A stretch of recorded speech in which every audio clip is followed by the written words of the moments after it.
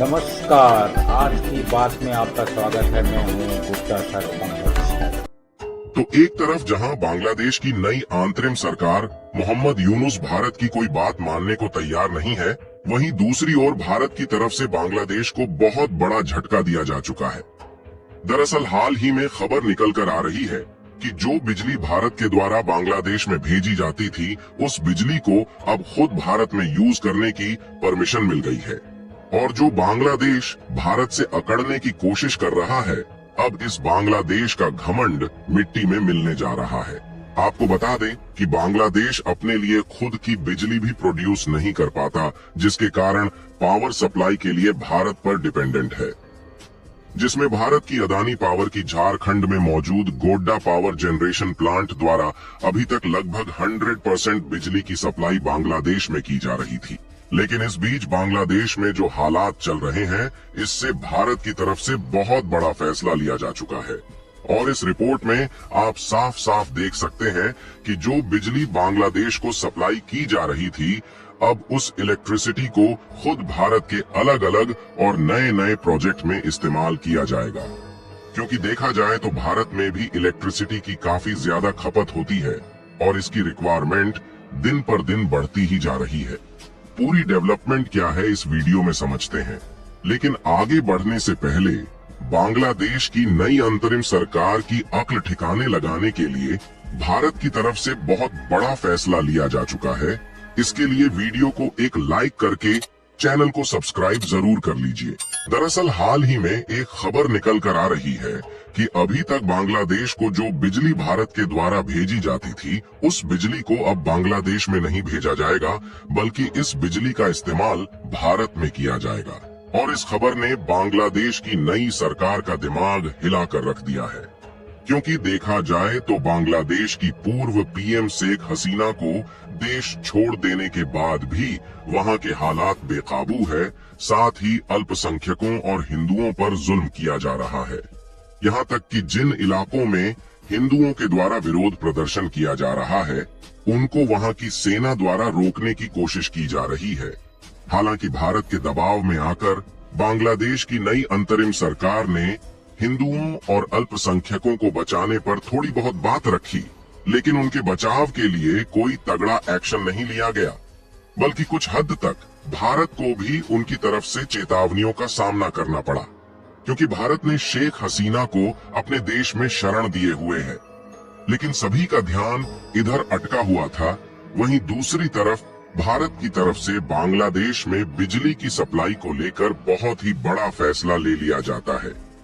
आपको बता दें कि बांग्लादेश में जो भारत के द्वारा बिजली की सप्लाई की जाती है, उस बिजली को अदानी पावर की झारखंड में बनाई गई गोड्डा पावर जनरेशन प्लांट द्वारा किया जाता है। और इसी पावर जनरेशन प्लांट द्वारा बांग्लादेश में भेजी जा रही इलेक्ट्रिसिटी को भारत में शिफ्ट करने की परमिशन को भारत सरकार की तरफ से दी जा चुकी है। सबसे पहले तो आप इस मैप पर नजर डालिए, जिसमें आप भारत और बांग्लादेश को आसानी से देख पाएंगे। यहाँ भारत का झारखंड राज्य है और झारखंड में जो रेड पॉइंट दिख रहा है, यहीं पर अदानी के द्वारा गोड्डा पावर जनरेशन प्लांट बनाया गया है। क्योंकि यहाँ से बांग्लादेश काफी ज्यादा नजदीक है, इसलिए भारत के झारखंड से लेकर बांग्लादेश के ढाका शहर तक इलेक्ट्रिक वायर की प्रॉपर कनेक्टिविटी बिछाई गई है। और इसी इलेक्ट्रिक वायर कनेक्टिविटी के द्वारा भारत से बांग्लादेश में बिजली की सप्लाई की जाती है। और बांग्लादेश को बिजली की सप्लाई भारत के द्वारा इसीलिए की जाती है क्योंकि बांग्लादेश अपनी इलेक्ट्रिसिटी रिक्वायरमेंट के हिसाब से इसका प्रोडक्शन नहीं कर पाता है। और बांग्लादेश कोयला खरीद के लिए भी इंडोनेशिया और साउथ अफ्रीका जैसे देशों पर डिपेंडेंट है, जहां से बांग्लादेश ज्यादातर कोयला खरीदता है। लेकिन बांग्लादेश में इलेक्ट्रिसिटी की डिमांड बढ़ने के साथ साथ कोयले की इतनी ज्यादा खपत शुरू हो गई है कि बांग्लादेश को पिछले एक साल में हर साल की तुलना में 2 गुना से भी ज्यादा कोयला खरीदना पड़ा है। लेकिन इसके बावजूद भी बांग्लादेश में जितनी बिजली की जरूरत होती है, उस हिसाब से काफी कम मात्रा में ही बिजली प्रोड्यूस हो पाती है, जिसके कारण भारत के द्वारा काफी ज्यादा कैपेसिटी के साथ बिजली की सप्लाई बांग्लादेश में की जाती है। आपको बता दें कि जब साल 2017 में पीएम मोदी ने बांग्लादेश की यात्रा की थी, तो उस समय बांग्लादेश ने भारत से बिजली की मांग की, जिसके बाद बिजली आपूर्ति के लिए नवंबर 2017 में बांग्लादेश पावर डेवलपमेंट बोर्ड ने भारत की अडानी पावर के साथ बिजली खरीद का समझौता किया था। और इस समझौते के मुताबिक अगले 25 सालों तक भारत के झारखंड में मौजूद इसी पावर प्लांट से बिजली की सप्लाई किया जाना था। लेकिन उस समय अडानी के इस पावर प्लांट का काम डेवलपमेंट पर चल रहा था, इसीलिए पिछले साल जून 2023 में भारत ने बांग्लादेश में बिजली की सप्लाई शुरू की। और आपको जानकर हैरानी होगी कि इस पावर प्लांट को दूसरे देशों में ही बिजली सप्लाई करने के मकसद से डेवलप किया गया है। और इसकी कैपेसिटी शुरुआत में 1496 मेगावाट की थी, लेकिन अब 1600 मेगावाट की है, क्योंकि बाद में इसे बढ़ा दिया गया।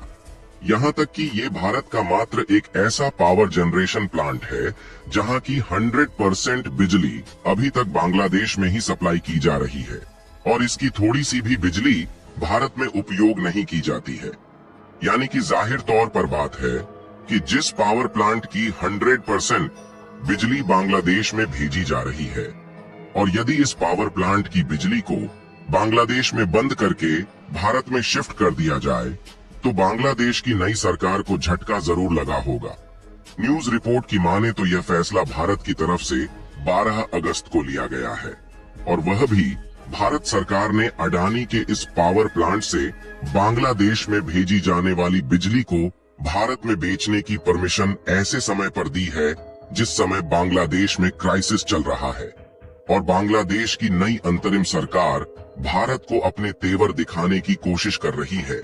और बांग्लादेश के नए सरकार की अक्ल जिस तरीके से ठिकाने लगी है, इसका अंदाजा आप इस रिपोर्ट को देखकर लगा सकते हैं, जो कि हाल ही में निकल कर आ रही है।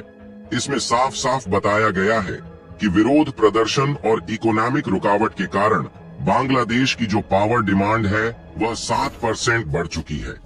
यानी कि जिस समय बांग्लादेश की पावर डिमांड बढ़ रही है, उस समय भारत की तरफ से बांग्लादेश की पावर सप्लाई को भारत में मोड़ा जा रहा है। लेकिन अब यहाँ पर सवाल आता है कि भारत ने बांग्लादेश के खिलाफ इस तरीके के कदम क्यों उठाए। तो इसका सबसे बड़ा कारण यह माना जा रहा है कि बांग्लादेश की नई सरकार ने जो भारत को चुनौतियां दी हैं, इसलिए भारत ने इस तरीके के कदम उठाए हैं। और दूसरा सबसे बड़ा कारण यह है कि बांग्लादेश की उथल पुथल के कारण उनकी अर्थव्यवस्था डगमगा रही है, और यह भी हो सकता है कि बांग्लादेश इस बिजली का पेमेंट ना कर पाए। ऐसे में आगे चलकर अडानी के इस पावर प्लांट को कोई नुकसान ना हो, इसलिए बांग्लादेश में भेजे जाने वाली बिजली को भारत में उपयोग करने का कदम उठाया जा रहा है। इससे भारत में बिजली की कमी भी नहीं पड़ेगी, और यदि हम चाहे तो इस बिजली को दूसरे पड़ोसी देशों में एक्सपोर्ट कर सकते हैं, क्योंकि ऑलरेडी भारत के कुछ अन्य पावर प्लांट द्वारा नेपाल और म्यांमार जैसे पड़ोसी देशों में एनर्जी जरूरत को पूरा करने के लिए बिजली का एक्सपोर्ट किया जाता है। फिलहाल आप लोगों को क्या लगता है कि बांग्लादेश के खिलाफ भारत ने इस तरीके के कदम क्यों उठाए? अपनी राय कमेंट में जरूर बताएं, और इस वीडियो को एक लाइक करके अपने मित्रों तक शेयर जरूर करें, ताकि उन्हें भी जानकारी मिल सके। इसी तरह और भी नॉलेजेबल वीडियो देखने के लिए चैनल को सब्सक्राइब करके बेल आइकन को ऑल पर